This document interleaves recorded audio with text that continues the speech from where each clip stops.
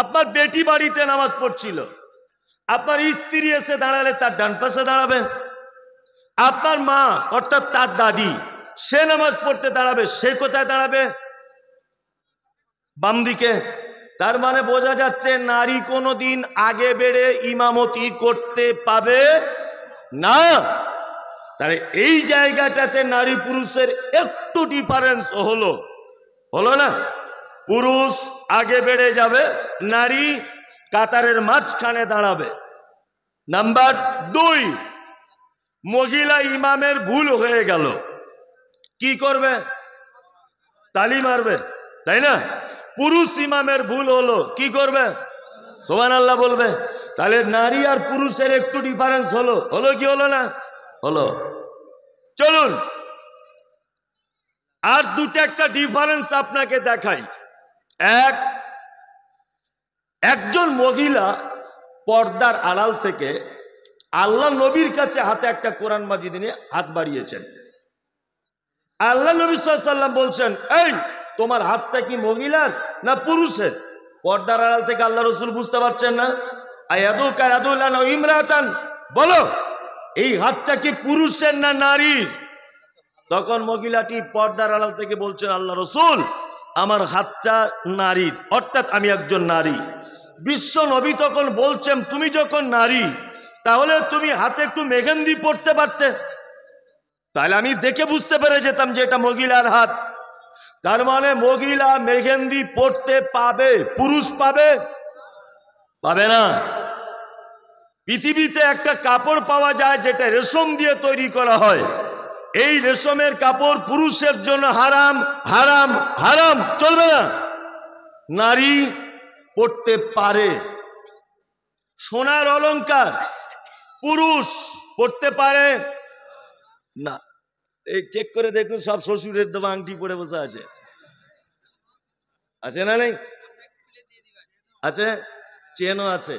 আবার কিছু ফচকে ছেলেকে দেখছি, ওই যে আপনার কেরালাতে কাজে গিয়েছিল রাজমিস্ত্রির, ঈদের দিনে বাড়ি এসেছে, কাটা লুঙ্গি পরে আর মোটা একটা সোনার চেন পরে ঘুরছে। মানে কি ছিনু আর কি হুনু, আছে না? কি লাট সাহেবের বেটা একেবারে। আসলে ওর মাথাতে গোবর ভরা আছে, গোবর। তুমি জানো যে পুরুষ মানুষের সোনার অলংকার হারাম, চলবে না। তাহলে মহিলা সোনার অলংকার পায়ের নখ থেকে নিয়ে মাথার চুল পর্যন্ত ব্যবহার করতে পারে, এর জন্যে বৈধ। পুরুষের জন্যে হারাম, তাই না? তাহলে আপনাকে জন্ম থেকে নিয়ে 10 বছর বয়স পর্যন্ত টোটাল সবকিছু একই দেখালাম। তারপরে দেখলাম শরীয়তের কিছু বিষয় পুরুষদের জন্য আলাদা, নারীর জন্য আলাদা, কিছু কিছু বিষয়, তাই না? চলুন, আমাকে বক্তব্যের বিষয় নারীর মর্যাদা। এইবারে বলবো, পৃথিবীতে নারীর মর্যাদা বেশি না পুরুষের মর্যাদা বেশি? নারীর। আপনাদের বুদ্ধি কিন্তু খুব ভালো, টনটন টনটনে বুদ্ধি আপনাদের। তাহলে নারীর মর্যাদা বেশি।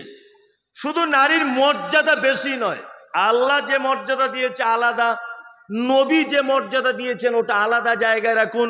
দুনিয়াতে ওদের কত মর্যাদা দেখুন। দুনিয়াতে দেখায় আপনাকে, এই যে লক্ষ্মীর ভান্ডার কারা পায়? কারা? নারী। কন্যাশ্রী কারা পায়?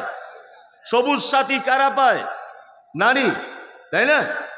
আচ্ছা, এবার বলি যে মাস্টার মশাইরা অনেক এখানে বসে আছেন, একটা পুরুষ মানুষ চাকরি করে সরকারি কোনো মাদ্রাসাতে, এই লোকটা চাকরি শেষ, অর্ধেক বেতন পায়, তাই তো?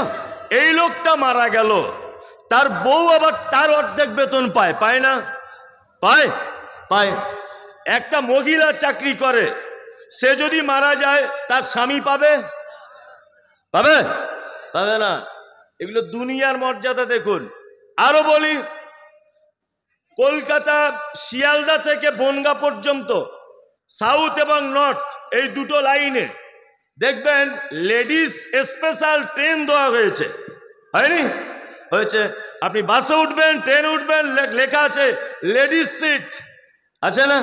আছে। তার মানে বোঝা যাচ্ছে পৃথিবীতে ওদের সম্মান বেশি। আল্লাহর কাছে তো যা আছে ওটা বলছি পরে, নবীর কাছে তো যা আছে আছে ওটা পরে বলছি। দুনিয়াতে কত সম্মান দেখুন। আর একটা আপনাকে ধরিয়ে দিই। এক, আমি গোনা করলাম বিয়ের পরে, আমি গোনা করলাম। আচ্ছা বলুন তো, আমার পাপ, আমার ভুল, আমার এই গোনা আমার বইয়ের আমলনামাতে চাপানো হবে? হবে? হবে না। আপনি বিয়ে করেছেন, আপনার বিয়ে করা বউ যদি পর্দা না করে, আপনার অধীনে থাকা অবস্থাতে যদি ও পরকীয়াতে লিপ্ত হয়, আপনার অধীনে থাকা অবস্থাতে যদি ও বেনামাজি হয়, আপনার অধীনে থাকা অবস্থাতে যদি রমজানের সিয়াম পালন না করে, বলুন এর জন্য জবাবদিহিতা কিয়ামতের মাঠে কে দিবে? স্বামী। স্বামী। তার মানে বোঝা যাচ্ছে স্বামীর কোনো পাপ স্ত্রী তার ওজনে নেবে না, কিন্তু স্ত্রীর প্রত্যেকটা পাপ তার স্বামীর ওজনে আনা হবে। দুনিয়াবি মর্যাদা দেখাচ্ছি। আব্দুল কাদের জেলানির মতো ড্রেস করে বিয়ে করতে গেছে। এমনিতে মৌলভী সাহেবদের দেখতে পারে না, পাঞ্জাবিওয়ালা লোক আমার পছন্দ না, কিন্তু বিয়ে করার আগের দিন এমন বড় পাঞ্জাবি পরেছে মনে হচ্ছে আব্দুল কাদের জেলানির বা মানে চাস্তো ভাইও, বড় টুপি পরে আর সেইরাম পাগড়ি আর গলায় মালা দিয়ে বিয়ে করতে গেছে। আচ্ছা বলুন তো দেখি, সর্বপ্রথম ইমাম সাহেব বিয়ে পড়ায় কার?